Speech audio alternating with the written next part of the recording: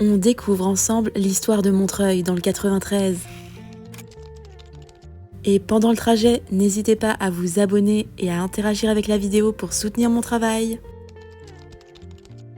Montreuil, ville de 111 455 habitants, est la deuxième ville la plus peuplée de la Seine-Saint-Denis et la quatrième d'Île-de-France.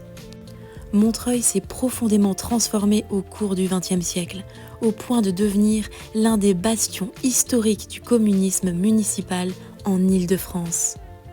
Mais avant cette identité militante, Montreuil fut un territoire agricole. Pendant longtemps, ces terres nourrissaient Paris et l'on y cultivait notamment des fruits délicats. Cette tradition agricole marquera l'identité de la ville même après son industrialisation.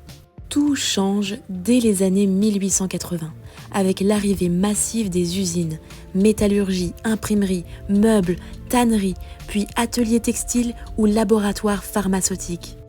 Ces activités attirent une population nombreuse, populaire, souvent d'origine provinciale ou étrangère.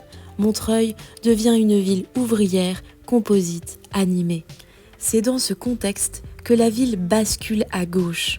En 1910, elle passe sous gestion socialiste.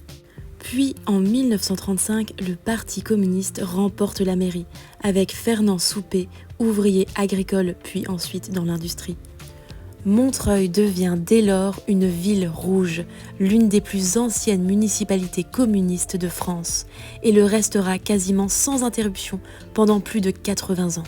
Seule une parenthèse entre 2008 et 2014 interrompt brièvement cette continuité avant le retour d'un maire communiste en 2014. Tout comme Ivry-sur-Seine, Vitry-sur-Seine, Saint-Denis ou Gennevilliers, Montreuil fait partie de ces villes d'Île-de-France où le Parti communiste a exercé un pouvoir local durable, souvent sur plusieurs décennies. C'est ainsi qu'à Montreuil, pendant toutes ces années, le PCF marque profondément le paysage urbain et social. La ville mène une politique très active en matière de logements sociaux, de santé, d'éducation populaire. On y ouvre des crèches, des centres de santé municipaux, des cinémas de quartier.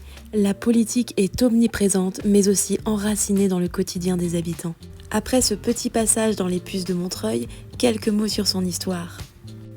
Le marché, considéré comme l'un des plus anciens marchés aux puces de Paris, existe de façon informelle dès 1860. Il est légalisé vers 1885 après un arrêté préfectoral qui repousse les chiffonniers hors de Paris intramuros. Aujourd'hui encore, le nom puce de Montreuil est resté, reflet d'une histoire partagée entre Paris et Montreuil.